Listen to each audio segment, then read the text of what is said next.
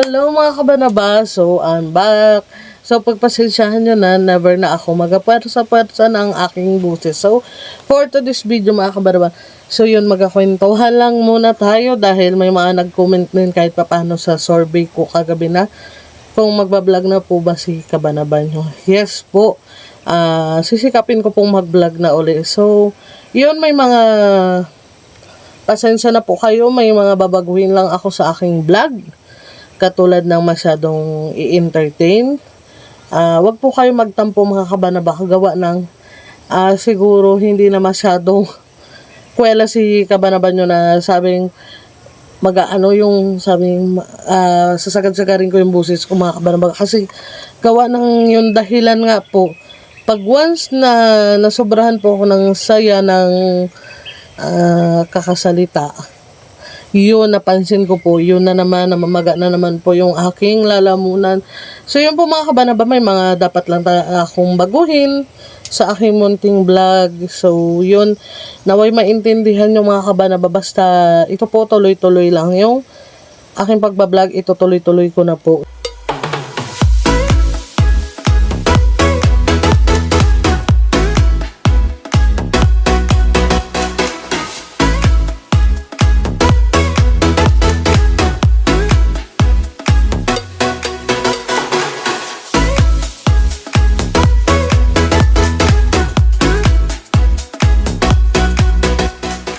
So yun, at saka isa rin po pala mga kabanaba, siguro sa ngayon, focus muna po ako sa aking pagbablog dito sa aking munting garden.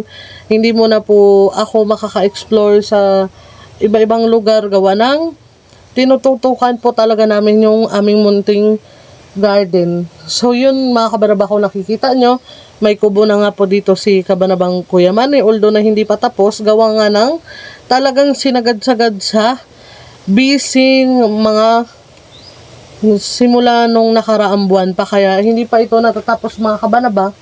Ipapakita ko rin to sa inyo pag nag-tour ako sa next video ko. So yun, in-update ko lang kayo mga kabanaba for today's video na yun lang po ang aking babaguhin siguro. Hindi na ako masyadong sabi ng entertain ng bonggang-bongga gawa ng yun na nga po, baka mamaga na naman si tonsil, hospital na naman ako, palayo lang mga kabanabas. So yun, mga kabanabas, naway magustuhan nyo na babalik na ako sa pagbablog, at saka mga nakaraang weeks pala po, para na rin sa inyong kaalaman, kami ay umuwi ng Isabela no last November 28, tapos bumalik po kami dito December 6. So yun, nag-attend kami ni Daddy Marvis ng 1-year date anniversary ni biyanan kong lalaki, so ni Papa ni Daddy Marv. So yun, parang kailan lang 1 year na mga kabanaba. Kaya nakaraan, nasa Isabela po kami. 1 week lang din po mga kabanaba. Pasensya na, humingi talaga ako sa inyo ng sorry kung ilang months akong nawala. Gawa ng maliban po doon, ito yung kung nakikita nyo, yan po yung pipinuhan. Medyo mariwanag lang mga kabanaba. Pero wag po kayong mag-alala pag okay na po ang lahat, itutur ko po kayo. Sa ngayon, hanggang dito lang din po ako sa aming munting kubo, gawa ng binawalan ako nila kabanabang Kuya Manny. Kasi nga daw po, alam nyo na pag may buwan ng dalaw yung mga babae, kasabihan po nila ay hindi pwedeng sumuot-suot tayo sa mga gulay, gawa ng kasabihan lang din. Pero 'di ba, syempre hindi naman na paniwalaan natin, hindi naman kayo pinipilit na paniwalaan, pero mas maganda na ingatan na lang din namin yung mga gulayan namin, gawa ng syempre pinagpagura namin ng ilang months, tapos magkakalanta-lanta lang, tapos or either papangit yung mga gulay. So sayang din mga kabanaba. Kaya ayan, ngayon ilang days na po ako dito, pabalik-balik umaga hapon, dito lang po ako sa kubo. Ayun, kaya sabi ko, sige, na lang din ako. Sabi ko kay Bayot na Senior, magtuloy na ako vlog, pero siguro hindi na katulad ng dati na talaga yung boses ko sagad-sagad. Kaya yun lang din yung pagbabago sa aking munting vlog mga kabanaba. Tapos isa pa sa mga pagbabago, yung Dito lang po muna tayo paikot-ikot sa aming munting gulayan. Ano ba, for today's video, mag-harvest kami. Siguro ngayon more on harvest kami mga kabanaba. Awa ng Diyos, ang namumunga na po dito sa aming munting gulayan ay yung pipino at saka yung sitaw. So makikita nyo yung mga kabanaba. At isa-isa kong itutur sa inyo yung kung ano yung mga gulay na dito sa aming munting gulayan mga kabanaba. Sana magustuhan nyo ito. Paalam ko lang din sa inyo mga kabanaba na ako ay mag-aamat-amat na rin balik sa pagbablog. Pero, yun nga po, katulad ng sabi ko kanina, dito lang ako sa aming munting gulayan muna kasi focus din, lalo't higit. Siyempre, kailangan natin bumawi. Mga nakaraang buwan, malaki yung nagasto sa hospital, kaya kailangan focus tayo sa munting hanap buhay. Siyempre, kailangan natin tutukan kasi kumbaga ito na yung source of income namin ngayon mga kabanaba. Kung yung noon ay pagbababoy, so ngayon pagugulay na muna mga kabanaba. Gawa ng nakita ko yung potential ng gulay hindi naman siya total, mas maganda siya ng onte sa pagbababoy. Kasi si pagugulay po, para sa inyong kaalaman, katulad ng pipino at sitaw, every 2 days may pumapasok po sa amin kahit papaano na income. Although na maliit, pero may pumapasok na weekly income. Yun po ang lamang ni gulay kaysa sa baboy. Ang pagbababoy po kasi dito sa amin ngayon, katulad din ng sinabi ko sa inyo sa mga nakaraang vlog ko, na parang alkansya na lang minsan, kulang pa sa pinuhunan namin sa feeds. Gawa ng isla nga po kami, siguro yung kaya tumataas yung feeds namin. Siyempre, namamasay pa sa barko. Pagbaba sa barko, ibababa doon sa city, dadalhin na naman dito. Kaya yun yung isa sa mga nakikita kong dahilan kaya tumataas yung feeds ng baboy. So yun for today's video mga kabaraba.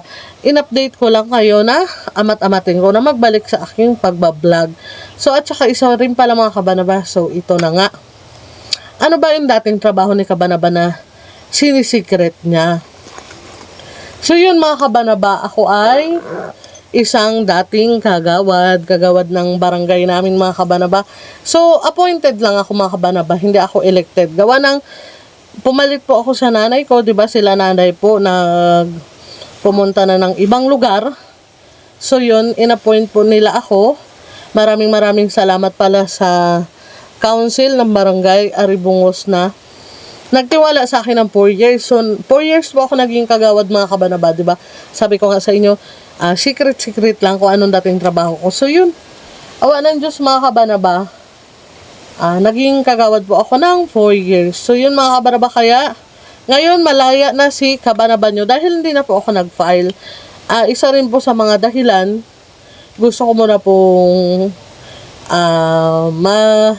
gumaling sa aking karamdaman, di ba mga kabanaba. So, yun, nabanggit ko nga sa mga kauna-unahan kong vlog, ako ay may problema rin sa aking matres ko. So, yun, gusto ko muna na mapagaling. Siguro, pagluluubin ni Lord, pag gusto talaga ni Lord, 2 years lang naman, pwedeng bumalik sa barangay. Pero, sa ngayon, mga kabaraba, katulad nga ng ganito, nai-enjoy ko ang pagugulayan mga kabanaba. So, yun, nag-i-enjoy. Kailangan, di ba, sa buhay nga, i-enjoy natin ang bawat sandali. Kung saan tayo masaya, i-push natin hanggat wala tayong inaapakan na ibang tao. So, yun mga kabaraba, dati po akong kagawad. 4 years po ako naging kagawad. So, sana naman po, alam naman natin na, syempre, may mga pagkukulang din tayo, di ba? Pero, siguro, hindi naman lahat, puro pagkukulang sa 4 years ko sa barangay. Naging masaya po ako. Syempre, nagkaroon ako ng pangalawang pamilya. Shoutout nga pala kay Kap at sa aking mga kasama na dating kagawad. Hello po! So, yung mga kabanaba, yun yung dati kong trabaho. Kaya, kung pansin nyo po, every Friday, yung madalas ako nag-upload, wala akong upload kasi nag-duty po ako noon. So, yun po yung dati kong trabaho, public servant, si kabanaba nyo. So, yun po mga kabanaba, update lang po. At syempre, binulgar ko na rin yung dati kong trabaho. Dapat nga nakaraan ko pa sasabihin, kaso nga lang, nagpapakondisyon pa si kabanaba nyo. Pero time na rin po siguro na kahit papano, yung hindi ako mag-entertain, kahit papaano may upload tayo at kahit papaano may update kayo kay kabanaba nyo. So, yun lang for today's video mga kabanaba. In-update ko lang kayo sa aking pagbabago sa aking munting vlog at kung ano ba talaga ang trabaho na kabanaba nyo dati. So, yun lang mga kabanaba. Maraming salamat sa mga nag-aantabay pa rin na ako ay makapag-vlog uli. So, yun lang. Ingat po tayong lahat mga kabanaba and God bless. Happy Monday everyone! See you to our next video mga kabanaba. Subscribe na kayo.